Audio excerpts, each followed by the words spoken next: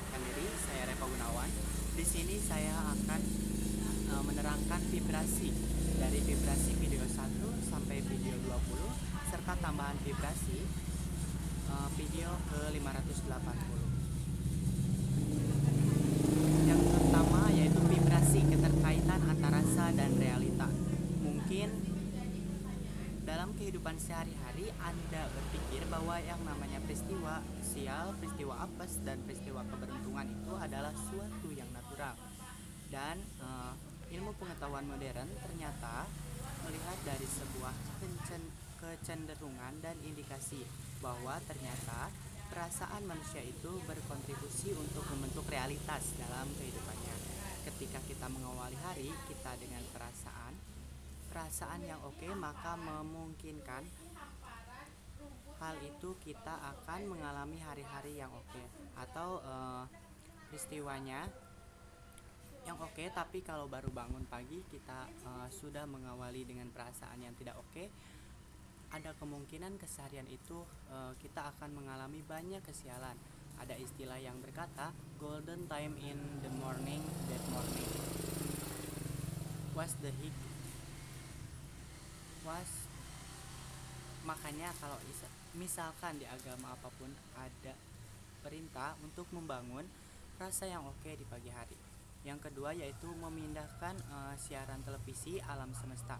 Tentunya kalau ada pernah menonton televisi, ya Anda akan merasakan aneh karena seharusnya kalau saya tidak suka dengan caranya yang salah, bukan televisinya yang salah, bukan siarannya yang salah, tetapi karena saya memilih channelnya yang salah. Karena sebetulnya alam semesta itu seperti televisi, siaran televisi yang siarannya terbatas. Ada siaran-siaran baik dan siaran yang tidak baik. Ada siaran kebahagiaan, ada siaran penderitaan, dan lain-lain. Nah, kehidupan yang sedang kita jalani itu sebetulnya yang kita lihat, kita alami, kita rasakan itu sebetulnya kita sedang menonton siaran televisi. Yang ketiga yaitu kalkulator takdir.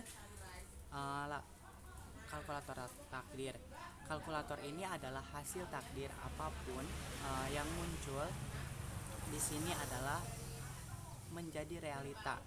Semua perhitungan angka-angka yang mungkin dimasukkan ke dalam kalkulator itu sudah ada dalam bentuk keyakinan.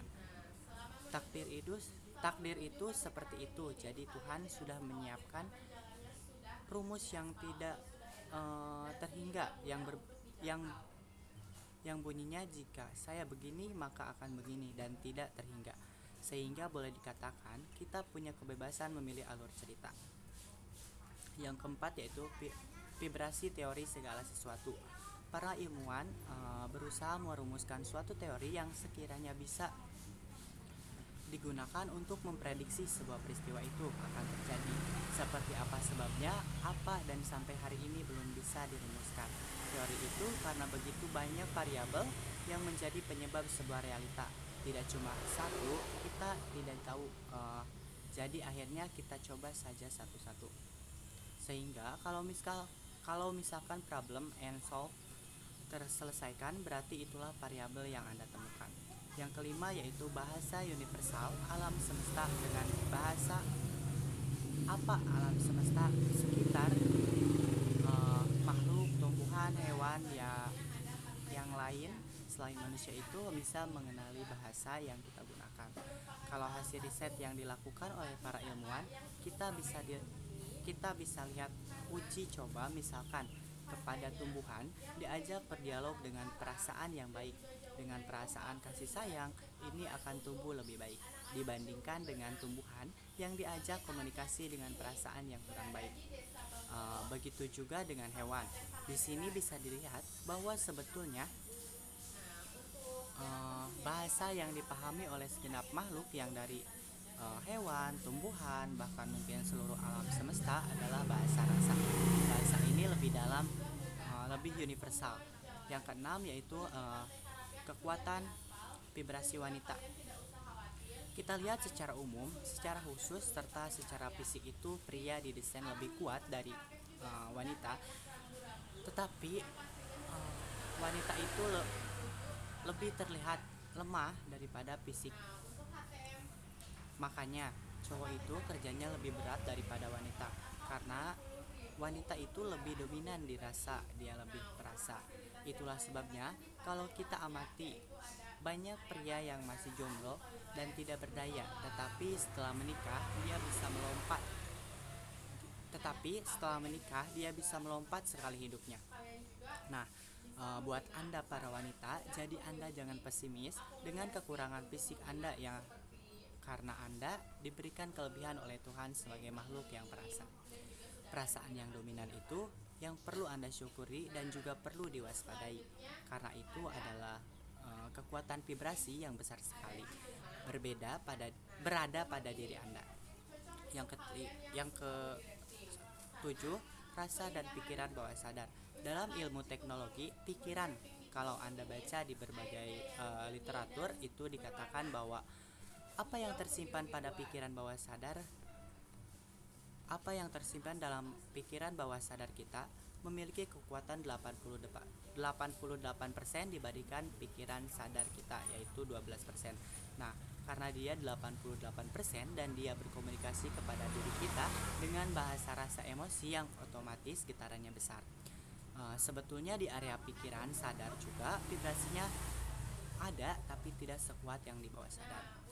Jadi kalau tanda bawah jadi kalau tanda bahwa vibrasi seseorang sedang baik, maka perasaan di tubuh yang Anda rasakan itu nyaman, dan pada rasa emosi Anda itu nyaman. Tapi kalau misalkan vibrasi kita rendah, yaitu menandakan atau tandanya Anda tidak nyaman dalam tubuh dan atau ketidaknyamanan dalam emosi. Selanjutnya yaitu vibrasi dan memori. Memori itu terkait dengan apa yang sudah kita alami di dalam hidup. Ya, entah itu memori hal yang sifatnya jangka pendek atau sifatnya jangka panjang. Jadi maksudnya hal-hal yang waktunya belum lama, dari saat ini Anda juga mungkin yang jauh sekali, bahkan sampai kita masih SD atau lebih kecil dari itu adalah kumpulan informasi tentang apa yang sudah terjadi. Secara teknis, sebetulnya memori itu tidak ada diubah apa yang kita ingat, kecuali kalau Anda mengalami gangguan ingatan. Tapi kalau tanpa stimulus itu, sebetulnya memori begitu saja, dan memori hanya sekedar informasi. Jadi sebenarnya memori itu tidak ada ya. Jadi sebenarnya memori itu tidak ada yang salah. Apapun itu, apapun yang dicatat di dalam diri kita, apa adanya itulah memori kita. Yang selanjutnya, belief dan rasa. Part pertama. Belief itu artinya keyakinan. Keyakinan adalah suatu yang kita anggap benar. Kata kuncinya ingat, kita anggap benar. Berarti belum tentu benar. Bisa benar sesuai kenyataan, bisa hanya anggapan kita dan keyakinan tidak demikian. Misalnya, kalau di media sosial atau dunia maya itu banyak berita-berita bohong atau hoax, karena banyak yang menyebarkan, yang menganggap itu benar, padahal beritanya itu bohong. Jadi keyakinan dan kebenaran itu sebenarnya beda. Itu adalah anggapan kita tentang benar atau salahnya keyakinan. Selanjutnya belief dan rasa kedua, antar keyakinan kita tentang diri kita. Diri kita sendiri dengan keyakinan kita tentang suatu hal yang terkait dengan hal ini itu matching. Jangan sampai salah satunya error. Keyakinan itu pernah ada eksperimennya dalam buku yang namanya placebo, efeknya pil placebo. Keyakinan penting sekali. Ketika kita memiliki keyakinan yang tepat, meyakini hal yang memberdayakan, baik tentang diri kita maupun tentang kehidupan kita. Disitulah titik awal perubahan. Ketika kita melihat hal-hal yang mungkin tidak relevan dengan belief kita, biasanya kita akan merasakan perasaan tidak nyaman. Selanjutnya, value atau nilai dan tindakan. Value atau nilai adalah suatu di bawah sadar kita yang terkait dengan statement sederhana, yaitu apakah sesuatu itu penting dan berharga atau tidak. Sebuah tindakan itu ditentukan dari value karena itu dominan, kerasa kerasaan nilai sebenarnya anti kontribusi juga ke vibrasi. Tetapi nilai paling dekat kepada bagaimana seseorang akan melakukan tindakan atau tidak, intinya adalah kalau misalkan sesuatu itu tidak penting, tidak berharga bagi Anda, pasti tidak dikerjakan. Yang selanjutnya yaitu rules atau aturan-aturan. Dalam pikiran bawah sadar kita itu ada aturan. Aturan yang sebetulnya aturan itu bisa juga merupakan sesuatu yang kita serap dari lingkungan. Lalu menjadi aturan diri kita atau memang kita yang membuatnya sendiri. Uh, Berdasarkan penyimpulan-penyimpulan kita, berdasarkan keyakinan kita, serta berdasarkan value kita, berdasarkan memori kita, uh,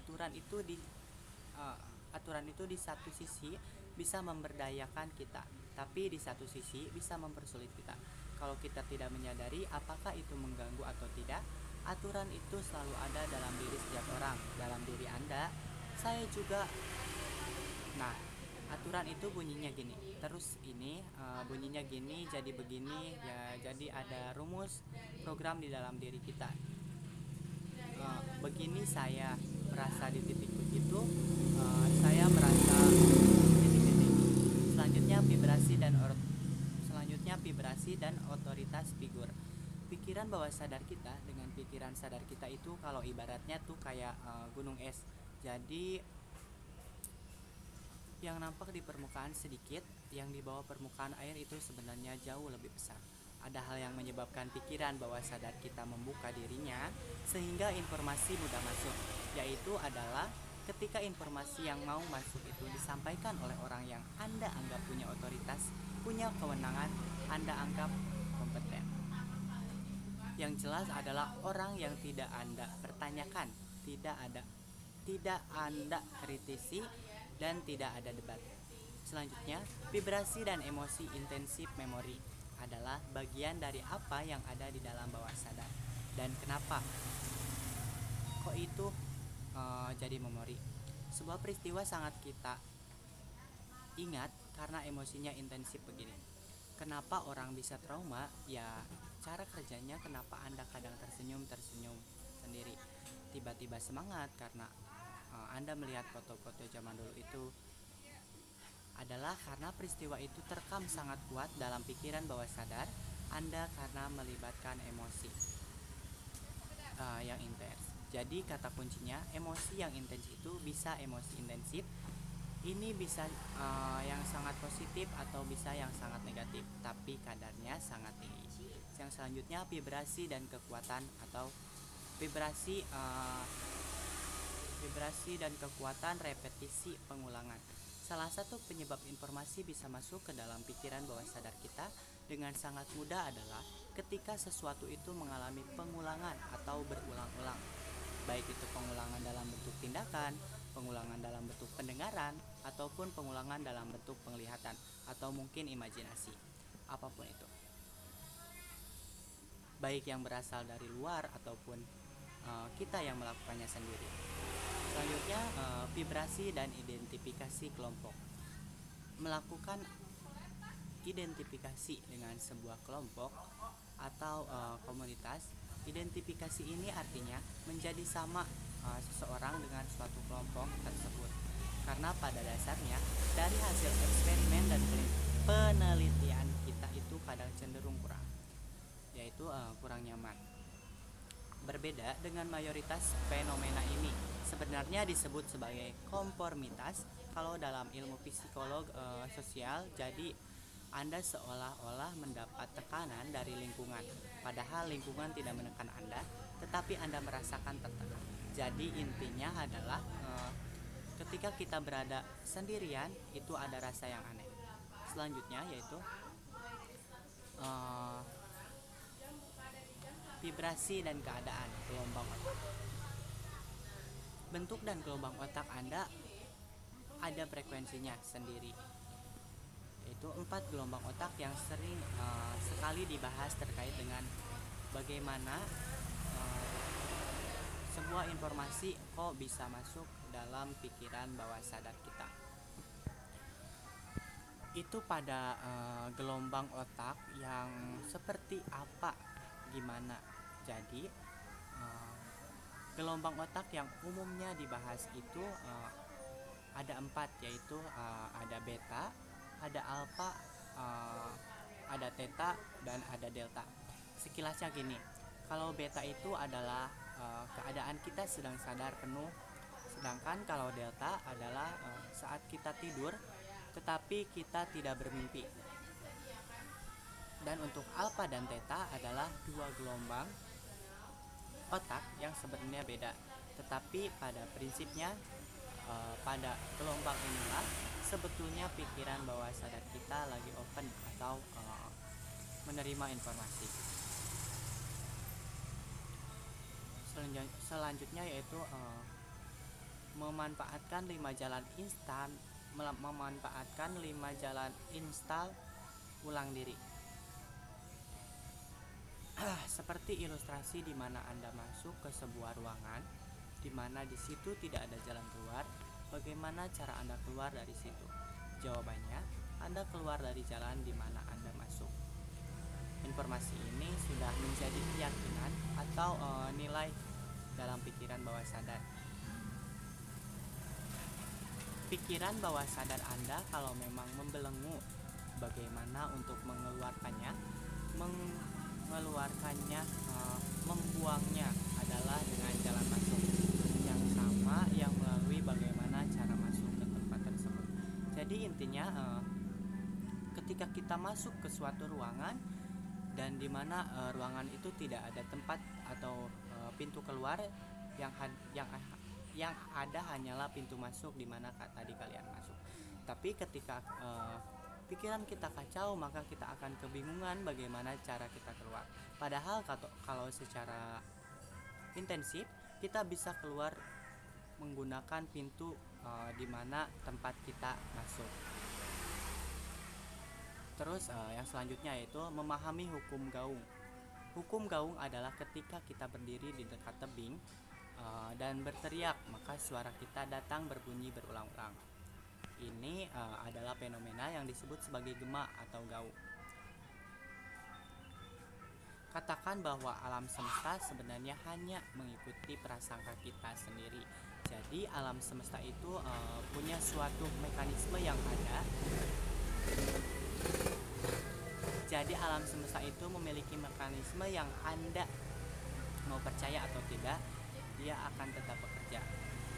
Dia tetap merespon diri kita. Oleh karena itu, karena alam semesta itu memiliki karakter yang seperti itu, mendingan kita belajar apa dan bagaimana seharusnya sehingga kehidupan kita lebih baik. Jadi sistem gema itu yaitu hukum gaung itu yaitu ketika kita berteriak dengan kalimat yang keras, maka suara kita akan berulang-ulang. Seperti contohnya, tolong, seperti itu. Jadi hukum gaung itu adalah ketika dimana suara kita berulang-ulang, yang artinya dalam kehidupan sehari-hari kita, dimana perilaku kita yang berulang-ulang di alam semesta ini. Terus yang selanjutnya Yang selanjutnya adalah hukum kekekalan energi. Hukum kekekalan energi itu berbunyi bahwa energi itu kekal. Dia tidak bisa diciptakan, dia tidak bisa dimusnahkan, tetapi dia hanya berubah wujud dari suatu wujud ke wujud yang lain. Energi itu kekal, jadi dia hanya berubah dari satu bentuk ke bentuk yang lainnya. Sebetulnya apa yang kita lakukan dalam kehidupan sehari-hari, apa yang kita pikirkan, apa yang kita rasakan, sebetulnya adalah wujud-wujud energi, di mana kita sebagai salah satu piranti itu, salah satu makhluk yang dianugerahi energi. Kita semua terbuat dari energi, dan hanya dengan kehidupan kita kadang mungkin merasakannya. Jadi di dalam kehidupan itu Ada energi baik dan ada energi negatif atau buruk, yang dimana kita harus bisa memilih mana itu energi baik dan mana itu energi buruk. Tentunya kita juga sebagai makhluk hidup terbuat dari energi. Energi kita kadang positif dan energi kita juga kadang negatif, seperti itu. Yang selanjutnya yaitu buatlah semesta malu. Ada rahasia di balik itu, vibrasi ke-580. Ada kosakata bahwa kalau kita bisa membuat semesta malu, maka semesta akan menaikkan derajat kita. Jadi semesta ini kan keseluruhan, bukan alam semesta. Iya, semesta. Jadi di balik itu ada pemilik semesta. Nah, pemilik semesta ini menggerakkan semesta ini untuk melakukan sesuatu, untuk menggerakkan sesuatu. Jadi sesungguhnya kita itu hidup diatur, ada yang mengatur, maka itu kita sebagai makhluk sosial dan bersosialisasi dengan orang lain, maka kita harus sanggup diatur, karena sesungguhnya alam semesta itu adalah suatu bentuk yang memiliki pemiliknya, yang dimiliki oleh pemiliknya. Sekian pembahasan atau resum dari vibrasi yang saya ungkapkan. Terima kasih. Wassalamualaikum warahmatullahi wabarakatuh.